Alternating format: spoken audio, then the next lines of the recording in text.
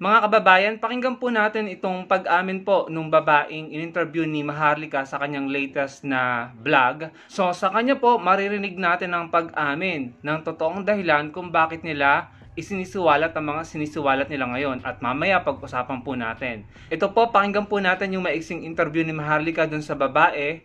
Kung hindi po ako nagkakamali, ang pangalan po niya ay Cathy Binag. Ito na po. Since kasi kaya napansin kita dahil sinare mo yung pulboronic video ni, ang tawag ko dyan, ikuting, Marcos Jr. dito sa Los Angeles. Ang tanong ko, for sure, nakilala mo si Marcos Jr., di ba? At si Lisa Marcos. Dahil mga kaibigan sila ng iyong ex-partner na si dating Congressman Tony Boy Florendo. Yes. Right? Oo. Okay. Yeah. Oo. So, nung inilabas ko ba, Miss Cathy, yung video dito sa LA, napanood mo, di ba? Ano yung unang reaction mo nung nakita mo? Unang reaction ko? Yes. Alam ko naman na they're doing it. You know? Wow. I know that. So like, kasi, nung first time kong na-meet sila, they're doing it talaga. Diba? They're doing the pulveron. Yes, they're doing the pulveron. But, for me nga, ito nga yung sinasabi ko.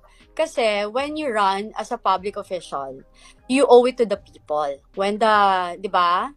Kung yung nakakarami, nag-a-ask sa'yo to explain, you don't ask your, parang yung tauhan mo na magsalita for you. Diba? Kasi ikaw, number one, parang sa akin, is okay, malay mo nga, diba, na sinasabi mo rin naman yun, Maharlika, malay mo nga, nagbago.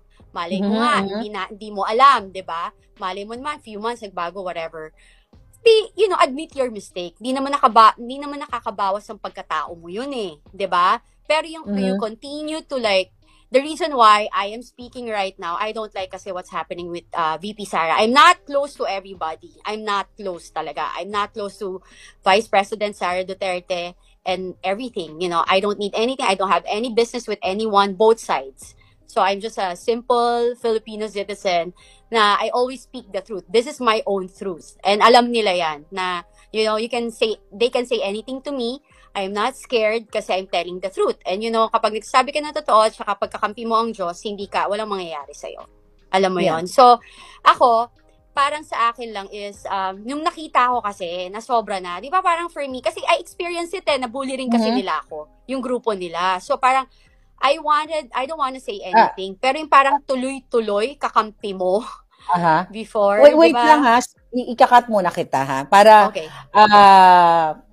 Para mas maliwanagan ang taong bayan. Okay. So mga kababayan, malinaw naman po, sa akin pong pagkakaunawa, narinig ko po dun sa sinabi ni Miss Cathy na matagal na niyang alam. No? Pag-usapan po natin yan, malinaw na sinabi niya na matagal na niyang alam at ngayon po, nagsasalita siya dahil hindi niya nagugustuhan yung sinasabi niya na nangyayari kay VP Sara. So, ito po yung problema natin mga kababayan. Kayo, kampo nyo nila Maharlika, Miss Cathy, kayong mga DDS, hindi talaga kayo concerned sa mga Pilipino. Malinaw ang sinabi niya. Ang dahilan kung bakit siya nagsasalita ay dahil hindi daw niya nagugustuhan yung di umano'y ginagawa or nangyayari kay VP Sara.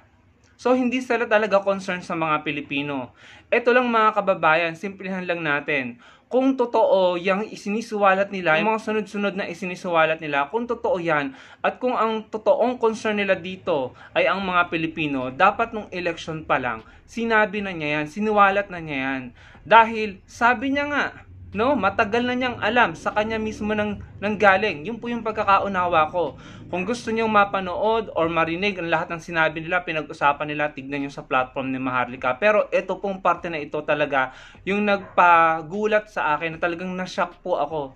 Sabi ko, bakit ngayon mo lang isiniwalat? Matagal mo na palang alam. Kung totoo yung mga isinisuwalat mo at kung totoo na concern mo ang mga Pilipino. So, sa madaling salita, kapag pala kayo ay magkakasundo, yung mga sinusuportahan nyo ay magkakasundo, kahit alam nyo sa sarili nyo, sa circle nyo, na may ginagawang mali ang mga kaalyado nyo, mga kasama nyo, sa kubol nyo, hindi nyo isisiwalat kasi magkakasundo kayo nagugustuhan nyo yung trato nyo sa isa't isa Pero kapag hindi nyo nagusto ang trato nyo sa isa't isa at nadedehado na kayo sa tingin nyo, Isisiwalat nyo ang mga baho, isisiwalat nyo ang dapat nyang isiwalat.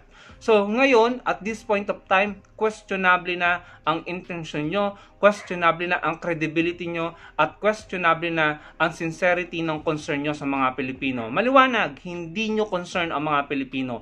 Mga pansarili nyo at mga sinusuportahan yung politiko lamang ang concern nyo. Dahil uulitin ko, kung concern nyo talaga ang mga Pilipino at kung totoo ang sinasabi nyo, ang mga sinisiwalat nyo, matagal nyo nang inilabas yan. Election pa lang dapat. Kung totoong concern kayo sa mga Pilipino at kung totoo yung mga sinisiwalat nyo.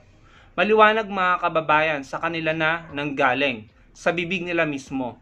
Pwede nyo pakinggan yan, panoorin yan sa mismong platform ni Maharlika. Ang concern lang niya ay si VP Sara at hindi mga Pilipino. Sa kanya po nagmula. Siguro, kung maayos ang nakikita nilang sinasabi niya na trato kay VP Sara, hindi siya magsasalita ng ganyan. So nakita nyo kung anong karakter ng mga taong ito. Wala silang pakialam sa mga Pilipino. Naalala ko tuloy yung sabi ng dating Pangulong Duterte na sinasabi niya na hindi niya isinuwalat yung kay PBBM dahil kaibigan. So anong mensahe ang sinasabi nito sa atin? Na pagkaibigan, kakilala, kaalyado, kahit may ginagawang mali, baliwala. Pero pag maliliit na tao, street level, tetegihin. So, unfortunately sa inyo, maling-mali na kayo kahit pag gaano katotoo yung sinasabi nyo, dismayado na, turn off na yung mga tao. Dahil ang intensyon ninyo ay malinaw. Lumabas mismo sa bibig mo, ginagawa mo yan para kay VP Sara at hindi para sa mga Pilipino. Dahil again, kung totoo yan at concern ka talaga sa mga Pilipino, dapat nung election mo pa yan, isiniwalat considering na sabi mo, 10 years mo nang alam. So maliwanag mga kababayan. Kaya ako, ang katwiran ko na dyan, wala na akong pakialam kung totoo o hindi yan. For as long as ang Pangulo ay nagtatrabaho at maayos ang mga polisiya niya, pro-Pilipino, wala na pakialam ang mga Pilipino sa isinisuwalat nyo. Kayo-kayo na lang, mga DDS ang sumasakay at pumapatol dyan. Kaya dapat ang Pangulo mag-ingat, todo ingat. Dapat hindi siya magkamali. Maaaring magkaroon sila ng sablay pero hindi yung tipong makakaapekto sa buhay ng mga Pilipino. At siguraduhin niya na hindi mai-involve ang kanyang gobyerno sa katiwalian dahil talaga pong ayan ang magiging alas ng mga kalaban niya. Pero going back po dito sa siniwalat nila at pag-amin nila na yung reason nila kung bakit nila isinisiwalat ang kanilang isinisiwalat ay dahil po sa hindi nila nagugustuhan ng nangyayari kay VP Sara o nararanasan ni VP Sara. Sinasabi nila, yung po ay patunay na hindi po nila concern ng mga Pilipino kundi ang mga pansarili lang nila at ang kanilang mga sinusuportahan.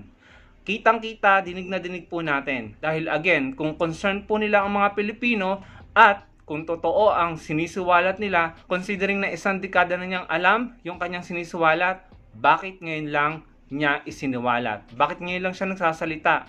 At malinaw po yung sabi niya dahil hindi niya nagugustuhan ang nangyayari o nararanasan ni VP Sara.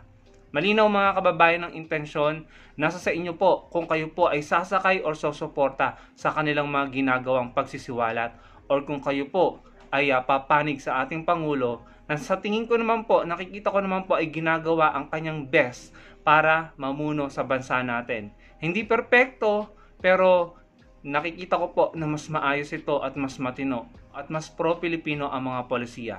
Yun lamang mga kababayan, ano pong masasabi nyo sa narinig nyo? Ilagay nyo po sa comment section below at huwag nyo kalimutang i-like ang ating video at magkita-kita tayo sa susunod kong video. Salamat po.